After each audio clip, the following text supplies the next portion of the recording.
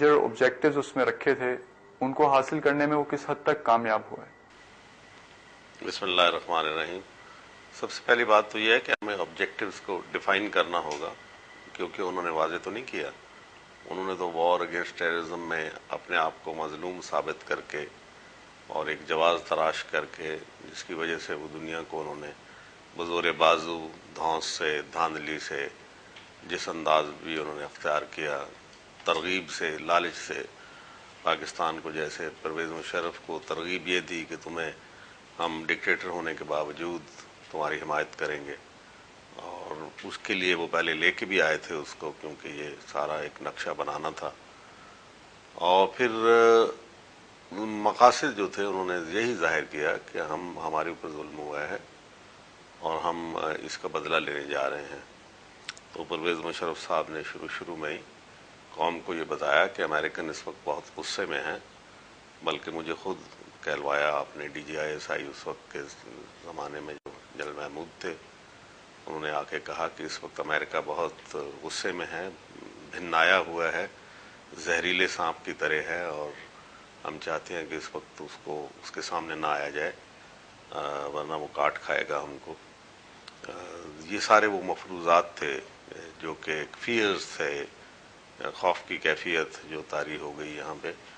تو اس کے نتیجے میں انہوں نے کہا کہ 1 مہینے کے اندر وہ کام کر کے، آپ کو یاد ہوگا رمضان سے پہلے رمضان ابھی نہیں آیا تھا، رمضان سے پہلے وہ کارروائی کر کے چلے جائیں گے۔ لیکن جب جارج بش کو پتہ چلا کہ وہ سمجھتے ہیں کہ 1 مہینے میں وہ چلے جائیں گے، تو انہوں نے کہا اس جنرل کو کس نے بتایا ہے کہ ہم 1 مہینے میں اپنا کام کر لیں گے؟ اس کا یہ مطلب ہے کہ وہیں پہ جو اندازے تھے ہمارے حکمرانوں کے وہ غلط تھے، ان کے اور مقاصد تھے۔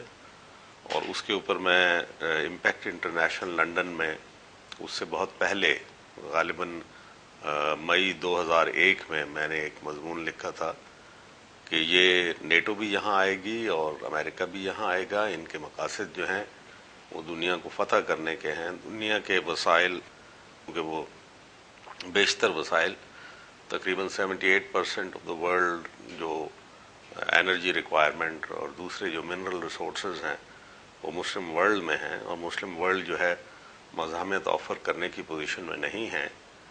نیٹو کا کام جو ہے وہاں پہ یورپ میں ختم ہو گیا ہے، لیکن ابھی تک وہ موجود ہے، تو یقیناً ان کے ارادے جو ہیں وہ بہت اور ہیں۔ بعد میں جیسے واضح ہوئی بات، تو میں نے سب سے پہلے یہ کیا کہ پاکستان جو ہے وہ اصل نشانہ ہے، بلکہ ایک میں نے جملہ تراشا اس کے لیے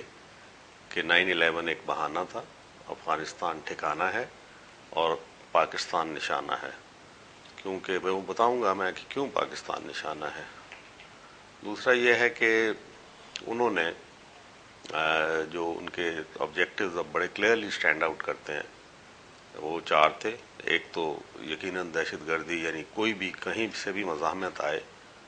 اور یقیناً وہ مزاحمت کسی ملک سے، کسی فوج کی طرف سے نہیں تھی، نہ روس جو تھا وہ منہ کے بل گرا پڑا تھا، چائنا جو ہے وہ ابھی تک ابھر کے سامنے ایک تو طاقت کے طور پہ منظر پہ نہیں آیا تھا، اور یورپی یونین ان کی ساتھی تھی، ویسٹرن سویلائزیشن جس کو کہتے ہیں۔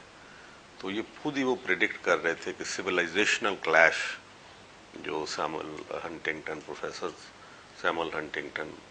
ہارورڈ کے تھے، انہوں نے ایک تھیسس پیش کیا تھا۔ تو نشانہ جو تھا وہ دراصل اسلام تھا، مسلمان بھی نہیں، یہ جو تھے ان کے الگ سے آبجیکٹو تھے۔ تو ایک تو یہ کہ کوئی متبادل نظام دنیا میں ابھر کے نہ آئے، یہ بالکل انہوں نے ادھار کھائے بیٹھے ہیں، کل بھی اور آج بھی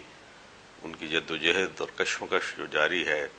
اس کا ایک بڑا مقصد یہ ہے کہ سامنے ایک متبادل نظام نہ آئے۔ اور دوسرا یہ کہ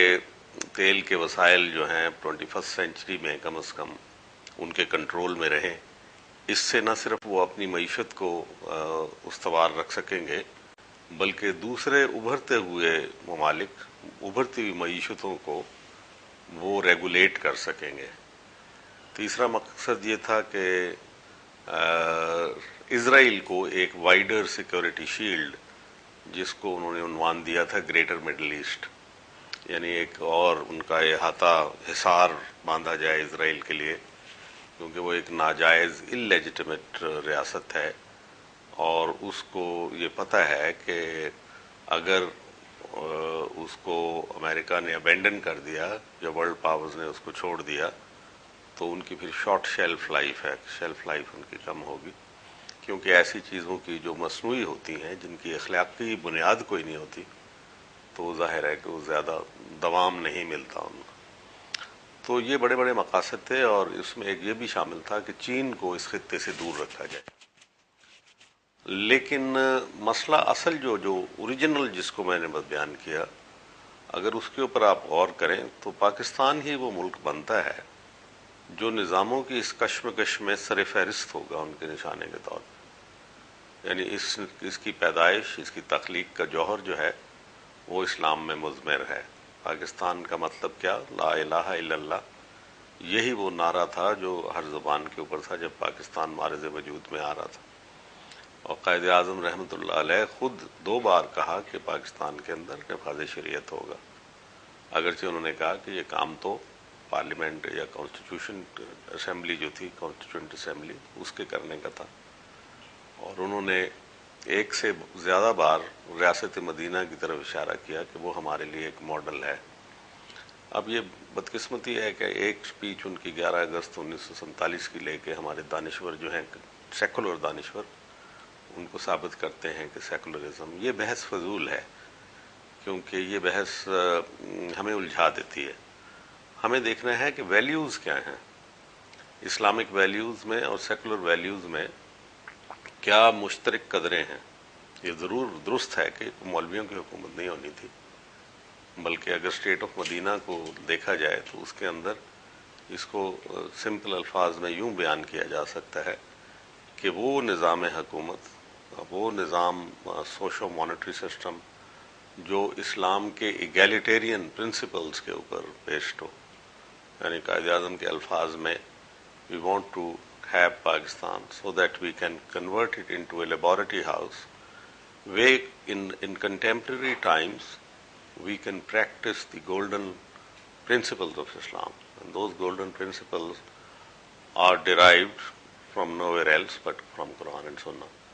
تو یہ جو ہے ایک متبادل نظام کی داغ بیل ڈالتا ہے، اور پھر پاکستان کے پاس اس نظام کو محفوظ رکھنے کے لیے خوش قسمتی سے نیوکلیر صلاحیت بھی آ گئی ہوئی تھی۔ وہ ہمارا ثمر تھا اس کوششوں کا جس میں افغانستان میں ہم نے سوویت یونین کو فرنٹ لائن اسٹیٹ ہوتے ہوئے ہم نے شکست دی۔ اس میں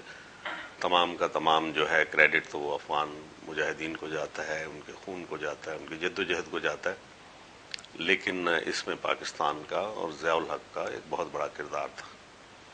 چنانچہ یہ وہ کیفیت تھی جس میں ایک نئے نظام کو آنا ہے، یعنی اشتراکیت کا جنازہ نکل گیا، اور مارکیٹ جو کے نام پہ فری مارکیٹ کیپٹلزم، وہ کیپٹلزم کو دوبارہ مسلط کرنے کی کوشش کی گئی۔ کیپٹلزم کے ساتھ امپیریلزم بھی آتا ہے، تو امریکہ جو ایک ریپبلکن ڈیموکریٹک مزاج رکھنے والے لوگ، وہ اچانک ہی جب ان کو یہ موقع ملا 1945 کے بعد، تو وہ ایک دم ایک امپیریل پاور کے روپ میں نظر آئے، اور دنیا کے اوپر، اس کے وسائل کے اوپر وہ قبضہ کرنے کی خواہش ان میں بیدار ہو گئی۔ اور پھر اس کے بعد 1991 کے بعد جب سوویت یونین کو افغانستان میں شکست ہو گئی اور وہ ریزہ ریزہ ہو گیا، تو یہ خواہش جو تھی دو چند ہو گئی، اور انہوں نے کہا کہ اب this is a window of opportunity, we must not miss this, good luck to them. انہوں نے ڈیسائیڈ کیا کہ ہم اگریشن لانچ کر سکتے ہیں۔ چنانچہ یہ جو اگریسو پوسچر تھا ان کا، اس کے جو آخری قدم جو انہوں نے پلان کیا ہوا تھا، اور اس کے اوپر انہوں نے کوئی اپنے ورڈ بھی مینس نہیں کیے، جو ان کے بڑے بڑے دانشور اور سیاستدان تھے، انہوں نے پہلے ہی یہ بات کہہ دی تھی کہ end game of war against terrorism will be in Pakistan, یعنی it be played out on Pakistan territory. آپ اس کا کوئی ریفرنس دے سکتے ہیں؟ جی، یہ سینیٹر ہیس نے، آپ ہیس کے نام سے نکال لیجئے گا، تو انہوں نے اس کے اوپر کہا ہوا ہے۔ اور بہت بھی تھنک ٹینکس نے بھی یہ باتیں کی. اور آج اگر آپ کو یہ حالات کو اتنے سالوں کے بعد اندازہ ہو گیا ہے کہ وہ بات درست ثابت ہو رہی ہے، اس کے اندر ایک سچائی تھی. کیونکہ اب جب سے میکرسٹل آئے ہیں اور اوباما کے اوپر دباؤ بڑھ رہا ہے کہ پاکستان کو ٹارگٹ کریں وہ، کیونکہ افغانستان میں تو شکست ہو رہی ہے، لیکن جو اصل مقصد ہے وہ تو بیچ میں ہی رہ گیا، وہ تو معلق ہے ہوا میں ابھی تک. تو اس کے لیے وہ اب تگ و دو کر رہے ہیں. یہ چند دنوں میں اس کا رزلٹ آ جائے گا. یہ اب مہینوں کی بات ہے، سالوں کی بات نہیں ہے.